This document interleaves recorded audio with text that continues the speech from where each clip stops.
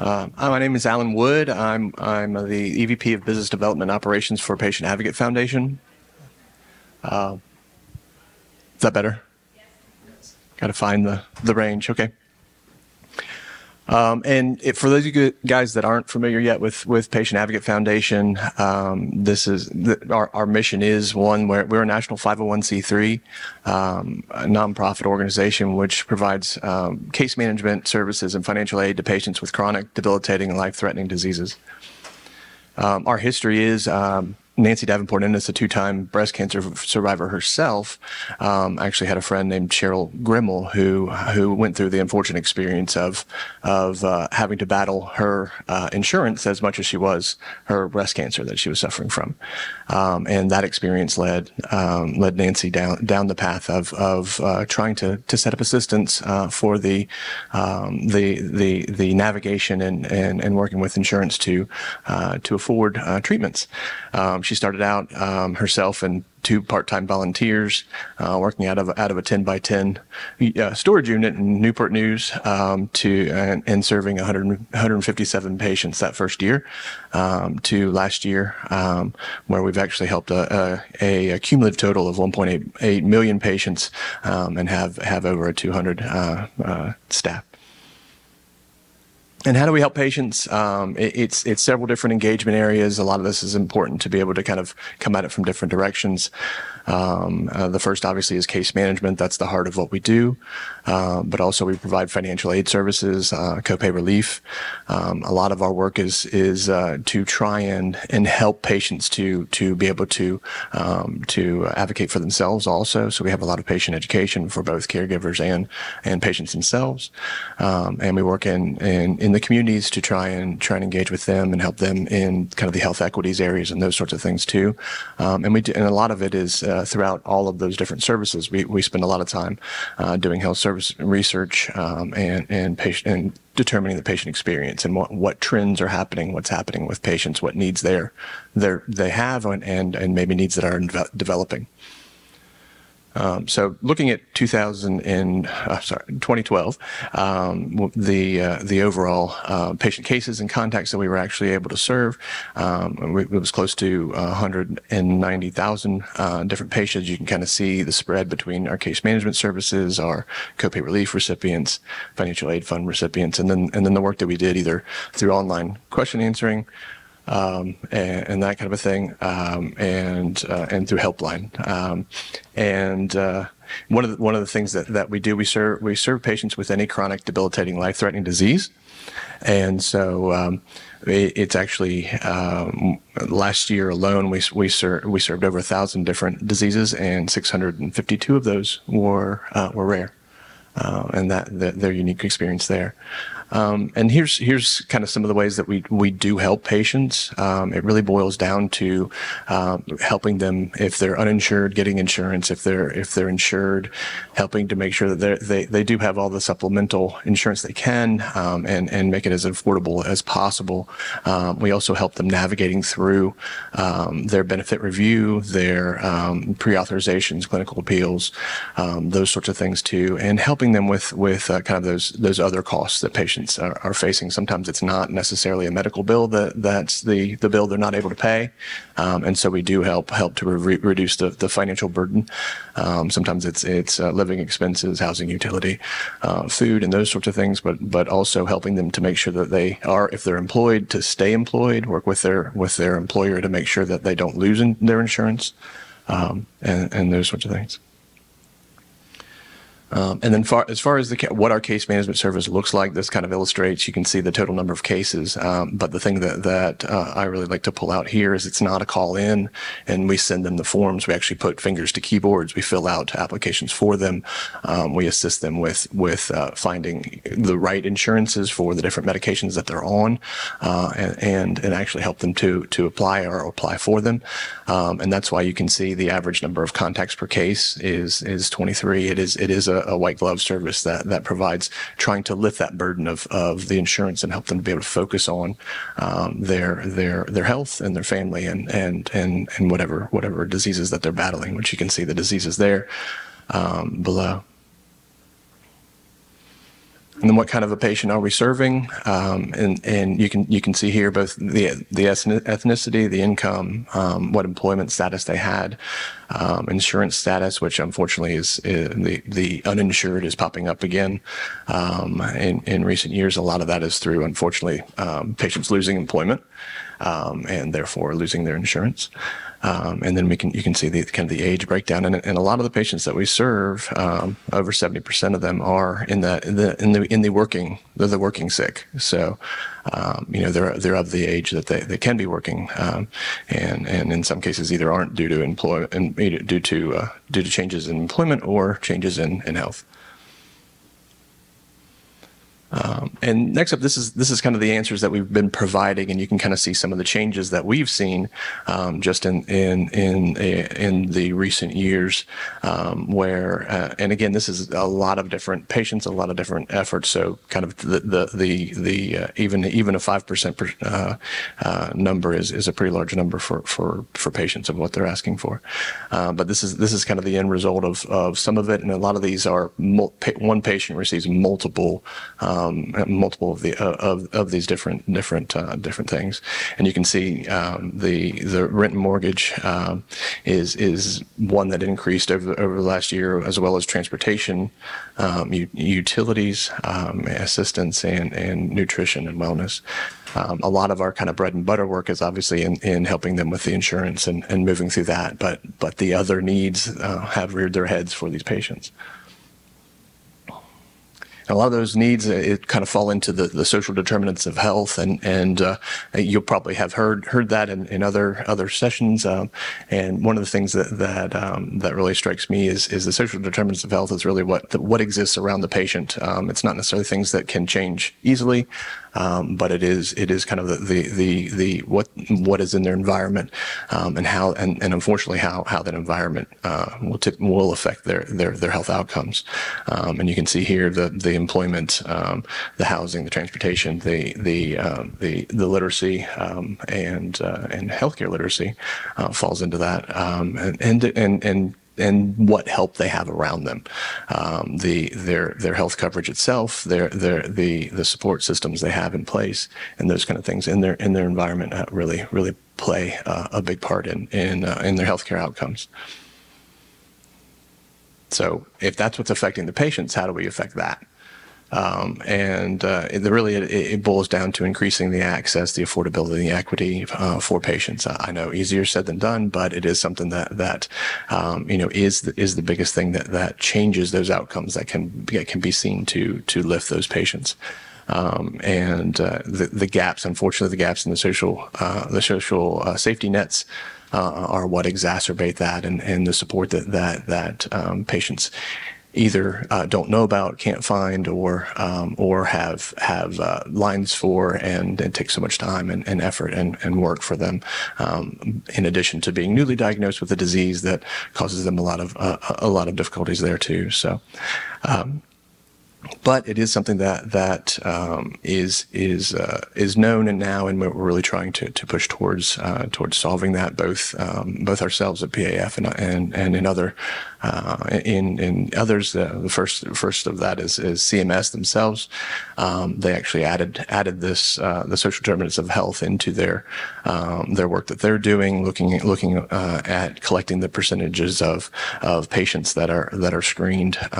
They're being screened for food insecurities, for housing instabilities, transportation needs, utility needs, and interpersonal violence that they're facing in their homes and their environment. Also looking at that is they actually have a series of ICD-10 codes that are able to record these sorts of things, and you can see from the ICD-10 codes themselves really the different levels, and some of them those that were actually surprising to me is you see the food insecurity, you see the unfortunately the safe drinking water, and unable to pay for phone, adequate clothing, child care, and then of course we're worried about losing housing, is all things that affect not only their socioeconomic but their social circumstances. And so we actually did a survey of our patients that we were serving in the spring of 2022 to try to determine that, really trying to look at the effects of COVID on employment and their health, and looking at a lot of different topics around kind of that social need navigation and helping them with those.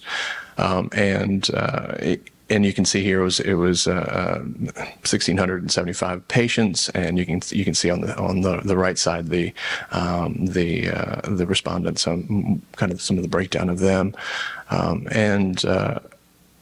these are kind of the results of it. The insurance barriers, obviously that's going to be one of the biggest things that we're concerned with and trying to lift. 38% of those patients reported that insurance coverage problems interfered with their health care in the past year. They reported that 48% reported that insurance coverage assistance was important to them in achieving their healthcare goals, of course. And 55% said that questions concerning health insurance coverage should be routinely discussed with their care team. So that's the patient point of view, is that it is something that is needed to be discussed in their everyday meeting with their healthcare providers. And then looking at further insights with those, and what really these issues, both with the social needs, but also with insurance and insurance barriers, what they meant for patients. 33% of the patients that we served reported that they stopping, refusing, or delaying care in the past 12 months due to those barriers and the costs of them. 28% reported a lack of reliable transportation was the barrier to actually keeping their medical appointments. And 32% reported initiating conversations with their care team about their social needs. And 52% are not only think that it's important to have those conversations, but also they think that it's important to include those issues that they're facing in their medical records. And going a little more deeply, and this is the kind of the tough to see information. 37% reported that their doctor initiated. Only 37% reported that their doctor initiated a conversation about affordability and linking them with the needed support that they had there. And I mean, thinking about the visits that I've been to the doctor and how busy they are and understaffed and everything like that, it's completely understandable. But at the same time, those patients have those needs, and that conversation is not being had. 34% reported no knowledge about the availability of social needs navigation services that could help them. 60% reported that, and this was on the Likert scale, with very likely being the highest. 60% reported that these services were if these services were readily available, they would be very likely to use them. And 76 reported that it was very important that these services be available as a part of their care provided from their provider. So with the day-to-day costs increasing, inflation growing, and patients are seeing their debt piling up, the changing environment has added to these patient needs. On top of the treatment costs, the housing, transportation, food, and other needs are causing patients to choose what expenses that they can pay. And this is illustrative of the pileup for the patients. This is actually a Kaiser Family Foundation survey, and it actually talks about, in the last 5 years, what patients feel like they're facing healthcare debt, and what that healthcare debt caused them, the choices that the healthcare debt has caused for them. In their survey, 41% of the patients that responded said that they felt they were carrying healthcare debt. And those that had the debt, what changes did this mean for them? 64% put off or postponed getting healthcare that they knew they needed. 51% reported not getting a medical test or treatment that was recommended by a doctor. And then 39 didn't fill a prescription. We talked about, I heard some discussion of cutting pills yesterday, and then skipping doses of a needed medication. And then also disturbing is the last two, which is that 15% reported that they were denied care due to the debt that they already had. And then the other is that 14% reported purchasing or trying to purchase medications from outside the United States to ease the costs of their care. And then looking at what kind of debt makes up, what kind of bills make up those debts. It's not necessarily what you might think. In a large percentage of patients, it's the other fees, the lab fees, the doctor visits, the diagnostic tests, the X-rays, the MRIs that are actually building up on them. A lot of times when patients initially get diagnosed, that first few months, the first 3 months are the most costly that patients face. Because they're going to so many different doctors, they're going to so many different specialists, they're getting so many different labs and those sorts of things, and that a lot of times it builds up quickly on patients. And then also the doctor visits, but also emergency care, even dental care, has built up for some patients. And then hospitalization is obviously going to be one of them, but then it kind of breaks down with outpatient surgery, mental health issues, and pregnancy, which is a joyous time, but unfortunately that also leads to more medical debt for them, and then the long-term care services. And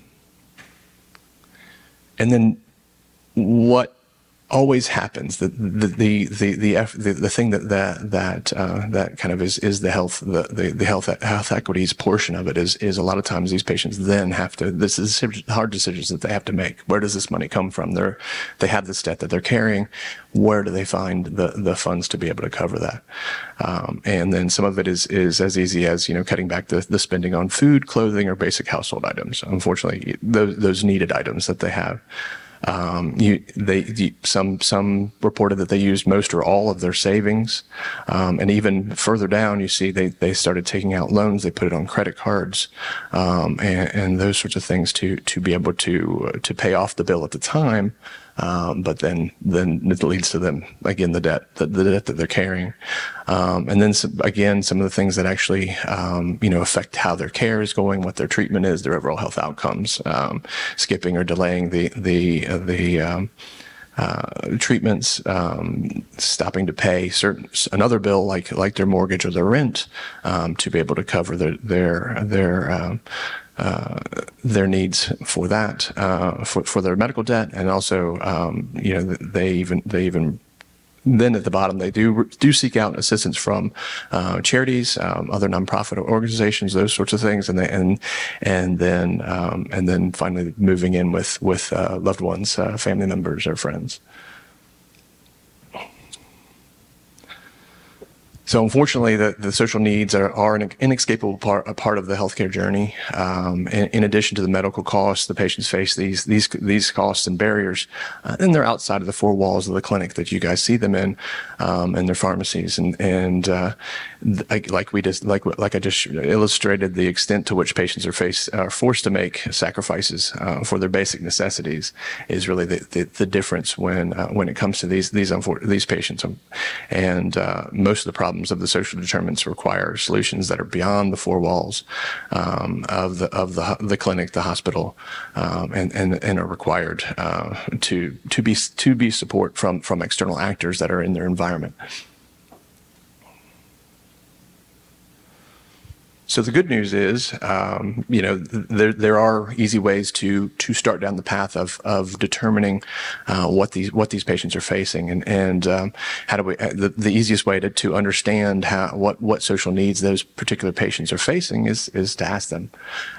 In the surveys that we did, and that needs to be part of kind of that. Expectations of the healthcare goals in that conversation that you're having around what needs they have to be successful, but also what's most important for their treatments. And when thinking about achieving this is a question that went out to the patients, when thinking about your healthcare goals, what social need services are most important to you. And you can see here that, of course, the top is the medical care costs, and then insurance coverage come in, but then immediately following those is the food and nutrition, the utilities, transportation, and housing. Patients are thinking of that as important in their healthcare goals as the treatments themselves. And in the interest of delivering the right care to the right patient, one of the most important topics when discussing treatment options or developing a care plan for your condition or disease. And obviously the cost of the treatment is the first thing that comes to mind for them, but also the treatment location. How easy is it for them to get to, and then transportation comes a little bit later. That's not even the thing that they're thinking about. So combined, that's obviously a big issue for patients. And then the food and nutrition and housing are also appearing in these answers to the patients. So one thing that is very much a silver lining here is that the hope for these patients is here in the room with you guys. When the patients were asked if a social need was identified, who would you trust to help you find assistance with the need identified? And the top was patient advocacy groups, clinical-based social workers, healthcare providers or staff, and even the local community or group organizations. All of those are far preferred than their healthcare plan representative or pharmacists and those sorts of things. So those are the people that they trust. Those are the people that they see. Those are the people that they know are concerned about their health and their treatments.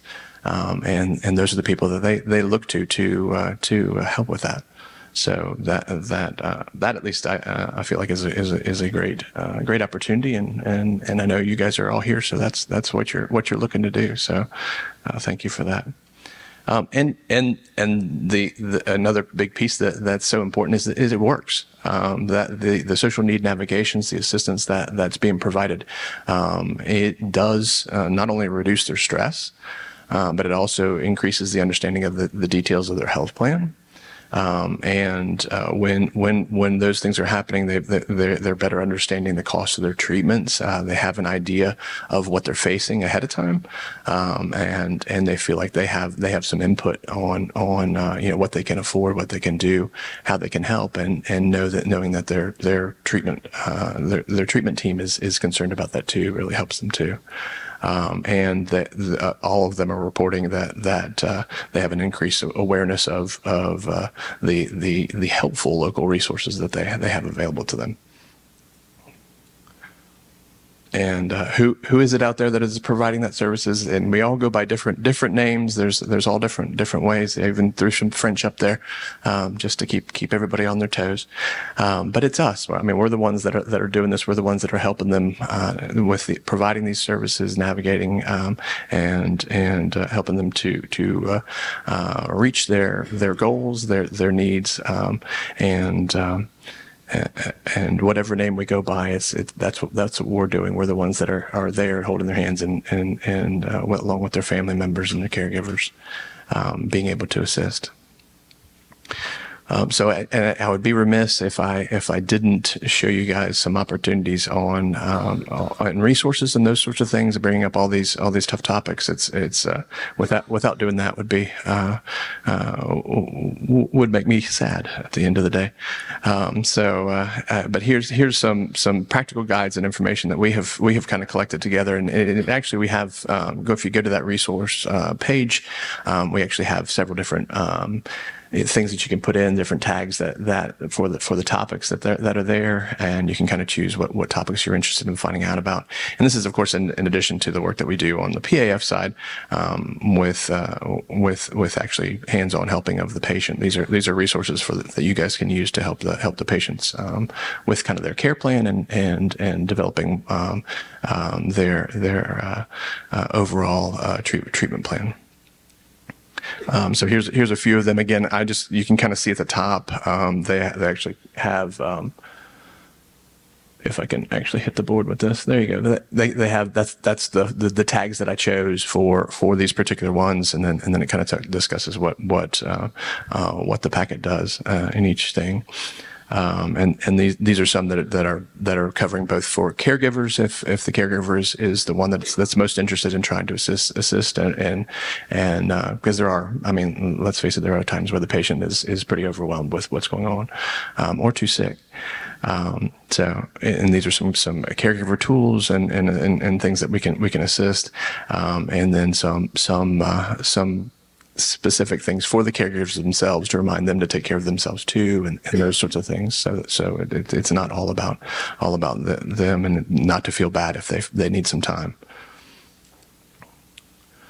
And also, obviously, dealing with insurance and getting in certain times of the year when that is so very important to pick the right insurance and to be insured, not underinsured or uninsured. And then also the health needs navigation campaign that we have there. And then finally, the can we talk about the cost of my care?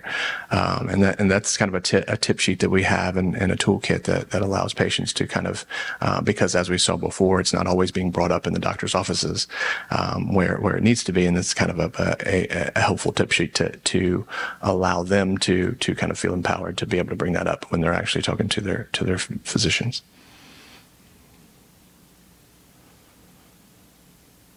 And so with that, I'd like to thank you guys.